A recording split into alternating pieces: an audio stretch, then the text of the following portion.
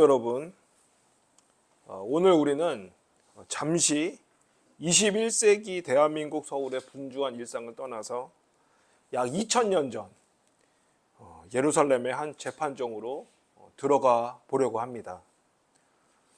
함께 봉독한 사도행전 5장 27에서 28절 말씀을 제가 읽겠습니다. 그들이 끌어다가 공회 앞에 세우니 대제사장이 물어 이르되 우리가 이 이름으로 사람을 가르치지 말라고 언금하였으되 너희가 너희 가르침을 예루살렘에 가득하게 하니 이 사람의 피를 우리에게 돌리고자 함이로다. 그 재판정에는 오늘 본문의 주인공들 베드로를 비롯한 사도들이 서 있습니다. 그런데 그들의 모습이 좀 다릅니다. 죄인처럼 끌려 나왔는데 조금도 위축되거나 두려워하는 기색이 없습니다. 오히려 그들의 눈빛은 확신으로 가득 차 있고 그들의 자세는 세상이 이해할 수 없는 담대함으로 굳건합니다. 근데 그 재판정에서 그들을 둘러싼 그 사람들은 누구입니까? 당대의 최고의 종교 지도자들입니다. 정치 권력자들입니다. 그들로 구성된 사내들인 공회입니다. 그들의 눈에는 살기가 등등합니다. 28절 말씀입니다. 우리가 이 이름으로 사람을 가르치지 말라고 언금하지 않았더냐? 예수 이름으로 가르치지 말라고 경고하지 않았냐? 대제사장들의 이 목소리는 사도들의 심장을 꿰뚫듯 날카롭습니다. 예수의 이름을 전하지 말라는 명령, 그것을 어기면 어떤 결과가 닥칠지 잘 알고 있는 사도들이었습니다. 채찍질, 투옥, 그리고 어쩌면 죽음일지도 모릅니다. 여러분, 이 장면이 단지 2000년 전의 낡은 이야기로만 보이십니까? 그렇지 않습니다. 시간과 장소, 그리고 위협의 방식만 바뀌었을 뿐 오늘 우리도 매일 이와 비슷한 공회 앞에 서고 있습니다. 예수의 이름으로 사는 것이 손해가 되는 직장, 세상의 가치관을 따르지 않으면 뒤처진 것처럼 느껴지는 사회, 그리고 믿음을 지키는 것이 너무 고지식하고 어리석다고 그렇게 바보같이 취급받는 문화, 이것이 바로 우리가 지금 매일 마주하고 있는 21세기의 사내들인 공회가 아니고 무엇이겠습니까? 적당히 해라. 뭐 그렇게까지 유별나게 믿음을 지킬 필요가 있겠느냐? 회사 방침이 그렇다는데 어쩔 수 없잖아. 그냥 눈 한번 감아. 다들 그렇게 사는데 너는 왜 그러냐? 이런 목소리들이 우리를 매일같이 위협하고 겁박합니다. 이 보이지 않는 공회 앞에서 우리는 과연 무엇을 선택하고 살고 있습니까? 오늘 말씀을 통해서 이 공회 앞에 선 사도들의 담대한 신앙이 어떻게 오늘 우리의 신앙이 될 수 있는지 그 비밀을 함께 찾아보는 귀한 시간이 되시기를 간절히 소망합니다. 먼저 29절 말씀을 읽어보겠습니다. 사도행전 5장 29절입니다. 베드로와 사도들이 대답하여 이르되 사람보다 하나님께 순종하는 것이 마땅하니라. 이것은 너무나도 유명한 말씀이지만 너무나도 살아내기 어려운 말씀입니다. 사도들의 이 대답은 단순한 항변으로 그치는 것이 아니라 그들의 일생을 지배하는 절대적인 가치 기준, 즉 삶의 운영 체계가 무엇인지를 보여주는 신앙 고백입니다. 대제사장은 사람의 권위, 즉 사내들인 명령을 의미합니다. 이것은 세상의 질서고 힘의 논리입니다. 이 명령을 어기면 당장에 불이익이 찾아올 수밖에 없습니다. 하지만 사도들은 그보다 더 높은 권위, 창조주이시며 역사자의 주관자이신 하나님의 권위를 선포합니다. 눈에 보이는 권력과 눈에 보이지 않는 진정한 권력 사이에서 그들은 한치의 망설임 없이 하나님의 편을 선택한 것입니다.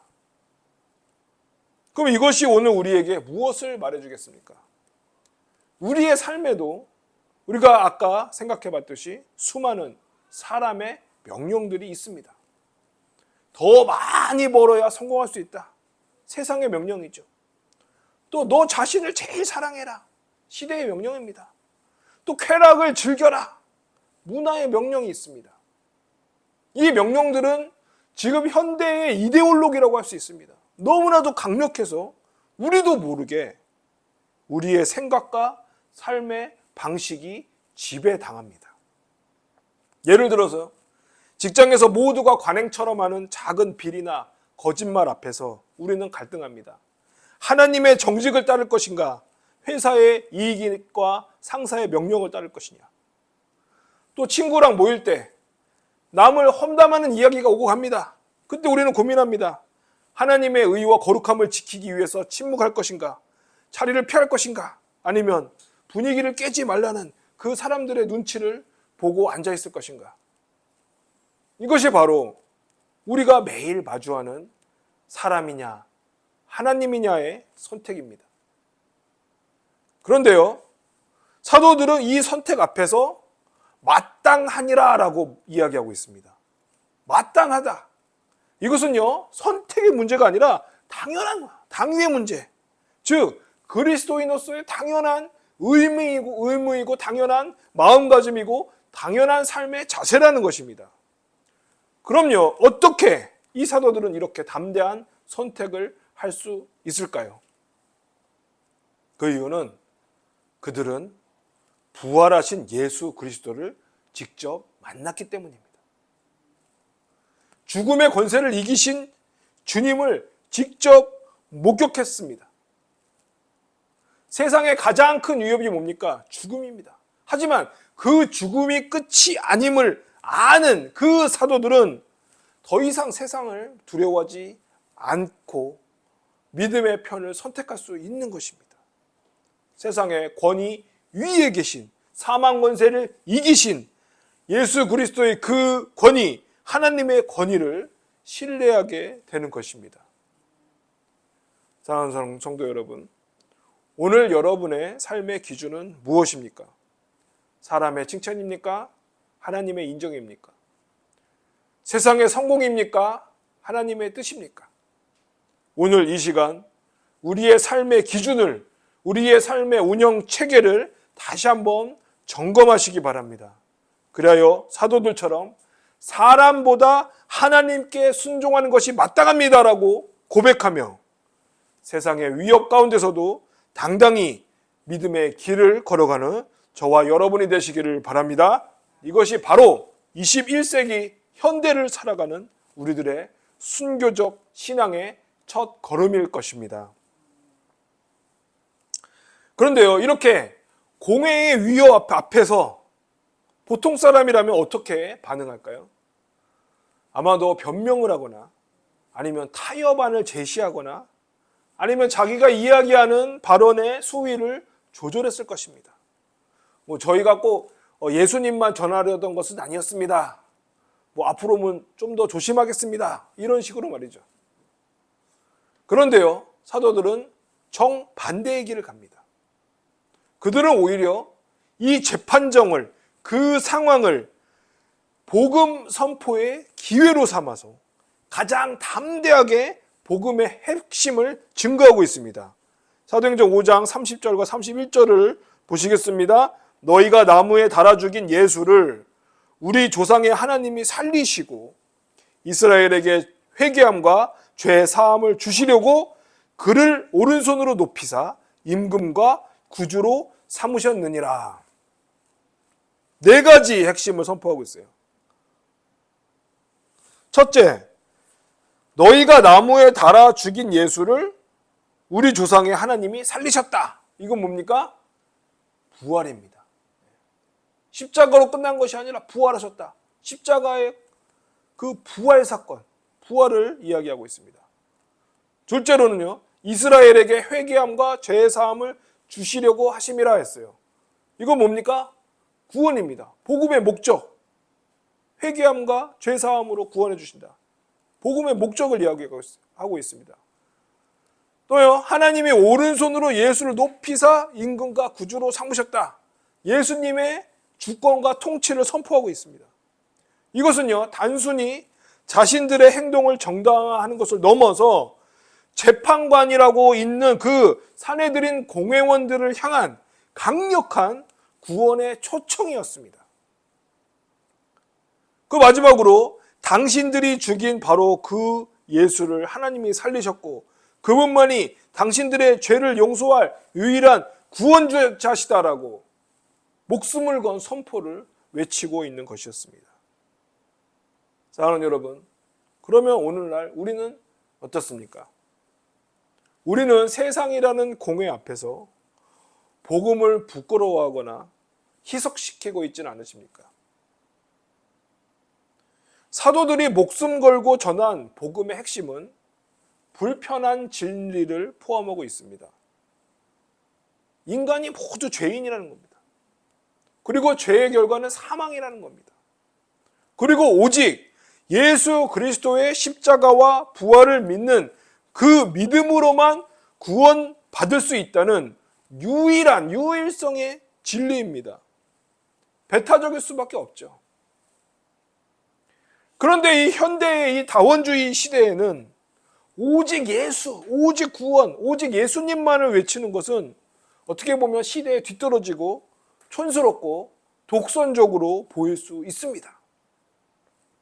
그래서 이 핵심을 빼고 예수만을 빼고 사랑, 정의, 평화 그런 어떠한 보편적 가치만을 이야기하고 싶어 할 수도 있습니다.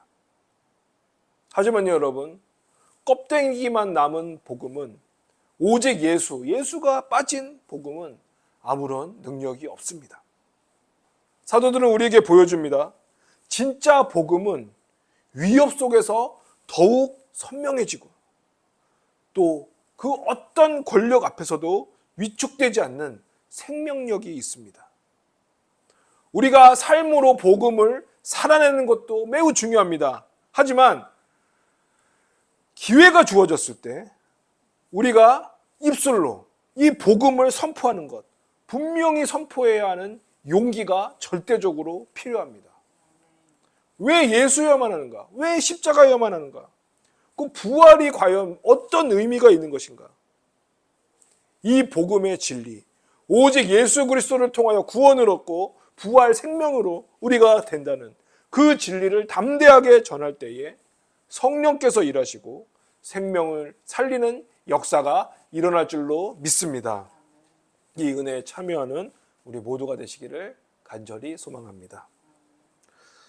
그러면요, 이 사도들의 모든 담대함, 이 기계는 어디에서부터 왔을까요? 그들이 원래부터 용감한 사람들이었습니까? 아닙니다. 불과 몇 달 전, 얼마 전 그들은 예수님이 잡히시던 날 밤에 어떻게 했습니까? 다 도망갔습니다. 모두 도망쳤습니다. 한 명도 빠짐없이 다 도망쳤습니다. 다 겁쟁이들이었습니다. 게다가 베드로는요, 예수님 멀리서 졸졸졸 쫓아가다가 어린 소녀 앞에서도 어떻게 했습니까? 3번이나 예수님을 모른다고 부인하고 저주했습니다. 그런 그들이 그런데 어떻게 이렇게 180도 다른 사람으로 변할 수 있을까요? 그 비밀이 바로 마지막 32절에 나옵니다. 사도행전 5장 32절입니다. 우리는 이 일의 증인이요 하나님이 자기에게 순종하는 사람들에게 주신 성령도 그러하니라 하더라. 사도들은 분명히 얘기합니다. 자신들의 능력의 근원이 자신이 아니라고 분명히 밝히고요. 그들은 2명의 증인을 내세웁니다. 첫째로는 바로 우리, 즉 사도 자신입니다. 우리가 그 일의 증언이라고 그러지 않습니까? 바로 사도들 자신이 증인입니다. 그들이 부활하신 예수님을 직접 만났습니다. 직접 보고요, 만지고요, 함께 식사를 했습니다. 그들이 증인이요, 목격자였습니다. 그리고 그들의 증언은 이론에 그치는 것이 아니라 실제적인 체험이었습니다. 그리고 2번째 증인은 뭡니까? 더 중요한데요. 더 중요한 증인은 바로 성령님이십니다. 그들의 담대함과 지혜와 능력이 어디에서 왔습니까? 오순절 성령의 임하심을 통하여 성령의 충만함으로 나타난 결과였습니다. 그들은 자기 힘으로 말하는 것이 아니라 성령께서 주시는 힘과 지혜로 말하고 있었던 것입니다. 이것이 바로 오늘 우리에게 가장 큰 위로와 소망이 되는 말씀입니다. 우리는요, 이 사도들처럼 부활하신 예수님을 우리의 육신의 눈으로 직접 보지 못했습니다. 그래서 때로는 우리의 이 믿음이 허황된 것이 아닌가 의심도 들고요. 우리의 믿음이 연약하게 느껴지고요. 그렇기 때문에 세상 앞에서 우리가 증인으로 서기에는 너무나도 미약하고 부족하다고 느낄 때가 당연히 많습니다. 하지만 여러분, 우리에게도 이 사도들과 동일한 두 번째 증인, 바로 성령님이 함께 하십니다. 예수님을 믿고 그분께 순종하기로 결단한 모든 성도들에게 하나님은 성령을 선물로 주셨습니다. 우리가 복음을 위해 살기로 결단하고 사람보다 하나님께 순종하기로 마음 먹었을 때 성령께서 우리에게 사도들이 받았던 것과 동일한 담대함과 지혜를 부어 주실 것입니다. 우리 주님께서도 마태복음 10장에서 분명하게 말씀하셨습니다. 마태복음 10장 16절에서 20절입니다. 보라, 내가 너희를 보냄이 양을 이리 가운데로 보낸것 같도다. 그러므로 너희는 뱀같이 지혜롭고 비둘기같이 순결하라. 사람들을 삼가라. 그들이 너희를 공회에 넘겨주겠고 그들의 회당에서 채찍질하리라. 또 너희가 나로 말미암아 총독들과 임금들 앞에 끌려가리니 이는 그들과 이방인들에게 증거가 되게 하려 하심이라. 너희를 넘겨줄 때에 어떻게 또는 무엇을 말할까 염려하지 말라.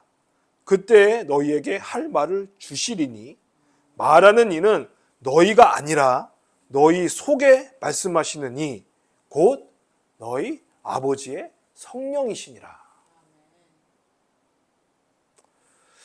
두려움이 밀려올 때 내 힘으로 할 수 없음을 인정하시고 그때 성령님의 도우심을 구하시기 바랍니다. 무슨 말을 해야 할지 모를 때 성령께서 지혜를 주시도록 기도하시기 바랍니다. 세상의 조롱과 핍박 속에서 외로울 때 내 안에 내주하시는 성령님께서 가장 강력한 증인이 되어 주심을 믿으시기 바랍니다. 에베소서 6장 12절 말씀입니다. 우리의 씨름은 혈과 육을 상대하는 것이 아니요 통치자들과 권세자들과 이 어둠의 세상 주관자들과 하늘에 있는 악의 영들을 상대함이라. 우리의 싸움은 혈과 육의 싸움이 아닙니다. 오직 성령의 능력으로만 승리할 수 있는 영적 전쟁입니다. 오직 성령 하나님을 의지하며 승리하시는, 오직 성령을 붙드시고 하나님의 능력으로 모든 어려움들을 이겨내시는 저와 여러분들이 되시기를 간절히 소망합니다. 사랑하는 여러분, 오늘 우리는 사도행전 5장 말씀 속에서 공회 앞에 선 성도, 또 공회 앞에 선 사도들을 만났습니다. 그들은 사람의 명령이 아닌 하나님의 명령을 따랐고 세상의 위협 앞에서도 복음의 핵심을 결코 타협하지 않았고 또 그들 자신의 힘이 아닌 성령의 능력으로 담대히 증인의 삶을 살아냈습니다. 오늘 이 말씀이 끝나고 우리가 예배당 문을 나서는 순간 우리는 또다시 각자의 공회 앞으로 나아가게 될 것입니다. 불의와 타협을 요구하는 직장, 음란하고 세속적인 가치관이 판치는 세상, 믿음을 조롱하는 사람들 앞에 서게 될 것입니다. 그때 여러분, 오늘 말씀을 기억하시기 바랍니다. 우리는 혼자가 아닙니다. 부활하신 주님이 우리와 함께 계시고 성령께서 우리에게 지혜와 힘을 주십니다. 오늘 우리에게 요청되는 목숨을 걸고 공회 앞에서는 이 사도행전의 순교적 신앙은 광장 가운데서 목숨을 바치는 그런 것으로만이 순교가 아닐 수 있습니다. 오히려 오히려 아무도 알아주지 않는 삶의 작은 자리에서 하나님의 말씀을 선택하는 것이 일상의 순교가 될 것입니다. 불이한 이익을 거절하는 용기, 거룩한 삶을 위해 세상의 즐거움을 포기하는 결단, 또 미워하는 사람을 위해 기도하는 사랑의 실천, 그것이 바로 오늘 우리가 주님께 올려드려야 할 순교적인 신앙인 것입니다. 사랑하는 성도 여러분, 더 이상 세상이라는 공의 앞에서 두려워하거나 위축되지 마시기 바랍니다. 오늘 사도들처럼 담대하게 선포하시기 바랍니다. 사람보다 하나님께 순종하는 것이 마땅하니라. 이 고백이 우리의 삶이 되고 능력이 되어 세상을 이기고도 남는 그 믿음으로 승리하는 저와 여러분이 되시기를 간절히 소망합니다. 기도하시겠습니다.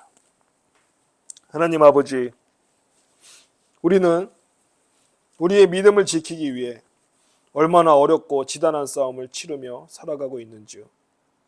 세상은 우리를 겁박하고 세상은 우리를 회유하며 세상은 우리를 조롱하지만 우리는 믿음으로, 살아계신 하나님을 믿는 그 믿음으로, 성령 하나님의 도우심과 함께한다는 그 믿음으로 오늘도 우리의 삶의 현장 가운데서 우리 가운데 놓여진 저 산에 들인 공회와 같은 삶의 고비 가운데서 오직 믿음으로, 오직 그리스도의 이름을 위하여 오늘도 우리의 신앙을 지키며 삶을 감당합니다. 주님, 우리의 이 연약함 중에 오직 예수 그리스도의 보혈과 아버지 하나님의 사랑에 의지하여 오늘도 우리의 삶 속에서 영적 전쟁을 치루오니 우리가 행여나 우리의 연약함으로, 우리의 어리석음과 나약함으로 지쳐 쓰러지지 않도록 우리를 붙들어 주시고, 우리가 우리의 삶의 한가운데서 주님의 이름을 붙들고 주님의 이름을 높이며 하나님의 살아계심을 증언하는 귀하고 복된 삶을 살아낼 수 있도록 우리와 함께하여 주시옵소서. 사람보다 하나님께 순종하는 것이 마땅하니라 라고 외쳤던 저 사도들의 믿음의 선포를, 그 고백을 이어가기 원합니다. 성령 하나님, 우리에게 날마다 충만함으로 역사하시어 우리의 힘이 아닌 하나님의 힘으로, 성령 하나님의 도우심으로, 그 충만하심으로, 그 능력으로 이 영적 전쟁을 승리하게 하옵시고 우리가 더욱 하나님께 영광을 올리도록 우리를 도와주시옵소서. 오직 주님만 의지하오며 귀하신 예수 그리스도 이름으로 기도드리옵나이다. 아멘.